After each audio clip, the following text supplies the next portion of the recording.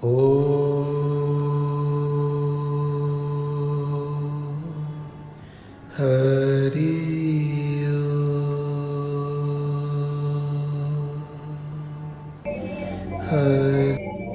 न तातो वतान्यै न मातं न भ्रातं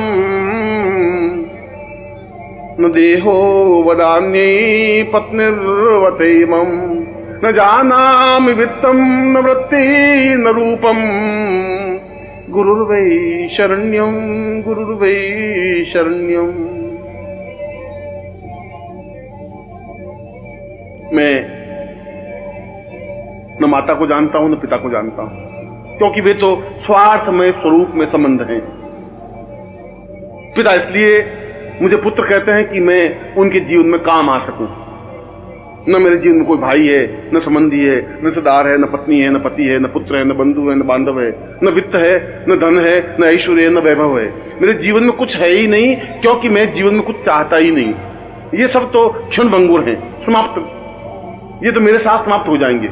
ये सब स्वार्थ के संबंध हैं, इनसे मेरा कोई प्रयोजन नहीं है, इनसे मेरा कोई लक्ष्य प्राप्ति नहीं हो सकती।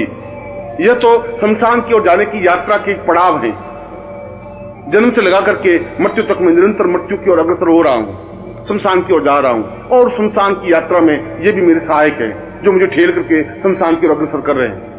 मेरे देह को छीनते हैं, मेरे प्राणों को छीनते हैं, मेरे धन को छीनने की कोशिश करते हैं, मेरी सेवा का उपयोग करना चाहते हैं, मेरे सुख का उपयोग करना चाहते हैं, मेरे जीवन का उपयोग करना चाहते हैं। इससे क्या हो जाएगा?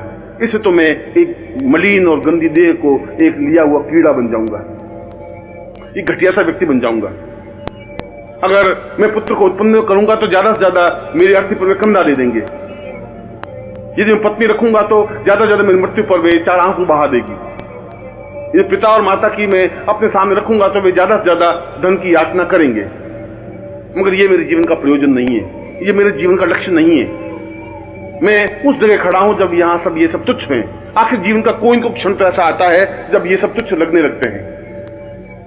हिमालय के सामने जाते हैं तो एक बड़ा पत्थर भी कंकर की तरह दिखाई देने लग जाता है।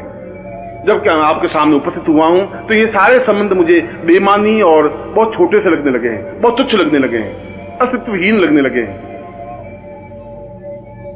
क्योंकि मैं इन संबंधों से जीवित नहीं रहना चाहता। मैं किसी का पुत्र, मैं किसी का पति, मैं किसी की पत्नी, मैं किसी का बंधु, मैं किसी का सखा बनकर के जिंदा नहीं रहना चाहता। इन बंधनों से मैं स्वतंत्र नहीं बन सकता। ये बंधन तो मेरे अभिशाप हैं, ये पांवों की बेड़ियां हैं, ये मुझे जकड़े हुए हैं। मेरी सांसों पर इनका नियंत्रण है, मेरी आत्मा पर इनका नियंत्रण है। मेरे प्राणों को दबोच लिया है। मैं समाज में घुट करके रह गया हूं, एक अंधियारी कोठरी में मैं भटक रहा हूं जिसका कोई द्वार नहीं है, और जहां पर भी मैं ठेलता हूं वहां मेरा सिर फूट जाता है। जिधर भी मैं दरवाजा ढूंढने की कोशिश करता हूं वहां मेरा सिर फूट करके रक्त निकलने लग जाता है, और मैं बदहवास सा इधर से उधर, आगे से पीछे की ओर भटकता रहता हूं। चारों तरफ अंधेरा है, घनघोर अंधेरा। इस अंधेरे में, इस समाज में, इस अंधेरे के अलावा मुझे कुछ दिया ही नहीं है। भूख और प्यास और बाधाएं और परेशानियां, आलोचनाएं और गंदगी के अलावा इस समाज ने मुझे कुछ नहीं दिया। घटियापन और तुच्छता के अलावा मेरे परिवार ने मुझे कुछ नहीं दिया। ओछेपन के अलावा इस समाज ने मुझे कुछ सिखाया ही नहीं। मैं इस कीचड़ से निकलना चाहता हूं, मैं इस दलदल से निकलना चाहता हूं, मैं इस गंदगी से बाहर निकल करके पवित्र होना चाहता हूं। मैं इस महान अद्वितीय गुरुमय बनकर के अपने जीवन को पवित्र दिव्य बनाना चाहता हूं। मैं उस स्थिति को प्राप्त करना चाहता हूं जो अपने आप में महत्वपूर्ण है। मैं उस ब्रह्म से साक्षात्कार करना चाहता हूं जिसको ऋषियों और योगियों ने अहम ब्रह्मास्मि कहा है। मैं उस चैतन्यता को अनुभव करना चाहता हूं जो जीवन की पूर्णता है। आप मुझ पर कृपा करें, मुझे वापस इस बंधनों में नहीं ठेलें। मुझे किसी प्रकार का कोई मोह नहीं रहा है, और यदि कुछ मोह है तो आप उस मोह को समाप्त करें, क्योंकि मैं मानसरोवर के पास आकर के प्यासा नहीं रहना चाहता। क्योंकि मैं बसंत ऋतु में आने के बाद भी मैं उदासीन नहीं रहना चाहता। मैं मुस्कुराते हुए पुष्पों के बीच में रह करके निर्जीव नहीं रहना चाहता। आपके सामने आकर के मैं अपने आप में दुर्भाग्यमय नहीं रहना चाहता। मैं सौभाग्यशाली बनना चाहता हूं। मैं जीवन में पुण्य चाहता हूँ, मैं जीवन में श्रेष्ठता चाहता हूँ, मैं जीवन में गुरु चाहता हूँ, मैं आपके चरणों में समर्पण चाहता हूँ, मैं आप में एकाकार होना चाहता हूँ, मैं आपके शरीर से अपने आप को मिटा देना चाहता हूँ, मैं आपके शरीर से मिल जाना चाहता हूँ, आपके प्राणों की धड़कन बनना चाहता हूँ, क्योंकि गुरुदेव मैं आपकी शरण में हूँ और गुरुदेव इस पूरे ब्रह्मांड में केवल मात्र आपकी शरण में हूँ।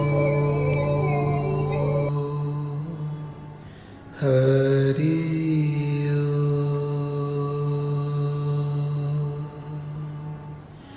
हरि